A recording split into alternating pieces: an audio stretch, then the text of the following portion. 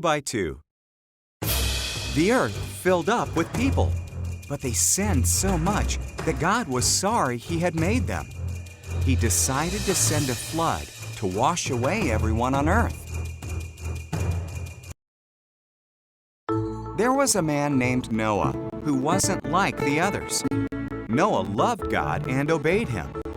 God decided to spare Noah and his family from the flood. God warned Noah about the flood. He told him to build an enormous boat with a low roof, 3 decks, a window, and a door. In obedience, Noah built it. God told Noah to collect 2 of every kind of animal, 1 male, 1 female. Then Noah, his family, and the animals went into the boat. God shut the door. It rained for 40 days and 40 nights. Water fell from the sky and rose from the oceans and lakes. Even the tallest mountains disappeared beneath the flood. Meanwhile, Noah, his family, and all the animals were safe in the boat, floating on the floodwaters. God had not forgotten about Noah, not even for a moment. God sent a wind to blow. The waters went down. The boat rested on Mount Ararat. Noah sent out a dove. When it didn't return, he knew it was safe. When the ground was dry, God told them to come out. He put a rainbow in the sky as a promise that He would never flood the whole earth again.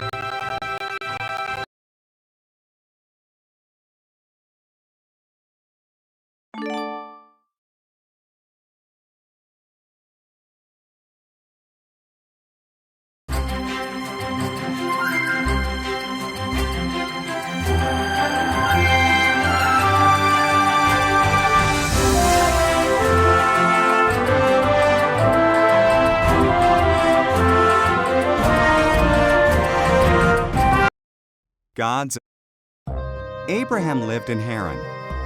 Abraham, God said, I want you to leave Haran and go to another land. God didn't tell Abraham where that was. Trust me, God said. Do this, God said, and your children will become a great nation. How? Abraham wondered. His wife Sarah was too old to have children. Trust me, God said. Go where I tell you, God said, and you will have more descendants than there are stars in the sky. They will bless the whole world. Trust me. So Abraham trusted God.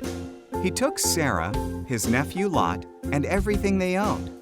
He went where God told him to go. He went to the land of Canaan. When he arrived, Abraham camped at Shechem. God appeared to him. I will give this land to you and your children, God said. Abraham built an altar to God there. Abraham traveled around God's promised land. He was glad that he had trusted God.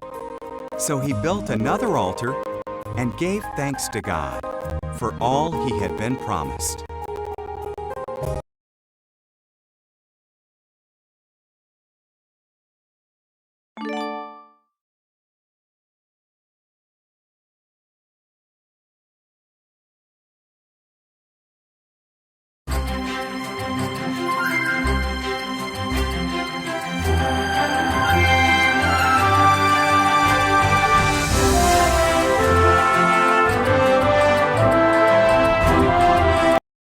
Abraham. God promised Abraham a son, and from that son, many descendants, who would bless the whole world. But Abraham and his wife Sarah were too old to have children. 20 years went by. Still, Abraham trusted God's promise. When he was 100 and Sarah was 90, God reminded them of His promise. Sarah was going to have a baby. When their son was born, Sarah was so joyful that she laughed. "God has brought me laughter," she said. So they named their son Isaac, which means he laughs. When Isaac was a boy, God tested Abraham by telling him to take Isaac to Mount Moriah and kill him as a sacrifice to God. Abraham was confused, but still he trusted God. Isaac carried the wood, and Abraham held the knife and torch. Together they climbed the mountain. "Where is the lamb for the sacrifice?" asked Isaac. "God will provide it," Abraham replied. Abraham arranged the wood on an altar, tied up Isaac, and laid him on the wood. As he raised the knife to kill Isaac, an angel called his name, "Abraham!" "Don't hurt the boy," the angel cried.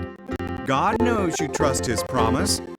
Look, there in the bushes, a ram is caught by its horns. Sacrifice that instead." So Abraham sacrificed the ram instead of his son. He called the place "God will provide," because God provided the sacrifice. Just as God had said, his promise came true.